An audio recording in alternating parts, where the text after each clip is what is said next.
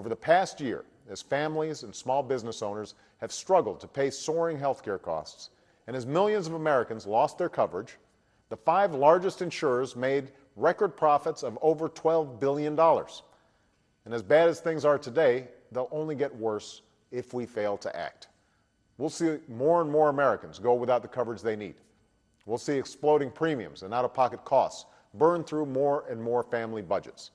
We'll see more and more small businesses scale back benefits, drop coverage, or close down because they can't keep up with rising rates.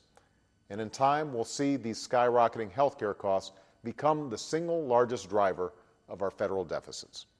That's what the future is on track to look like. But it's not what the future has to look like. The question then is whether we will do what it takes, all of us, Democrats and Republicans, to build a better future for ourselves, our children, and our country. That's why next week I'm inviting members of both parties to take part in a bipartisan health care meeting, and I hope they come in a spirit of good faith. I don't want to see this meeting turn into political theater, with each side simply reciting talking points and trying to score political points.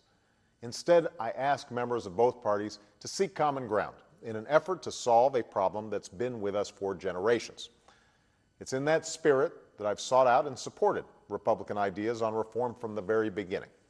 Some Republicans want to allow Americans to purchase insurance from a company in another state to give people more choices and bring down costs. Some Republicans have also suggested giving small businesses the power to pool together and offer health care at lower prices, just as big companies and labor unions do. I think both of these are good ideas, so long as we pursue them in a way that protects benefits, protects patients, and protects the American people. I hope Democrats and Republicans can come together next week around these and other ideas. To members of Congress, I would simply say this. We know the American people want us to reform our health insurance system. We know where the broad areas of agreement are, and we know where the sources of disagreement lie. After debating this issue exhaustively for a year, let's move forward together.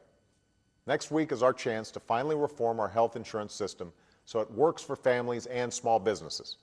It's our chance to finally give Americans the peace of mind of knowing that they'll be able to have affordable coverage when they need it most.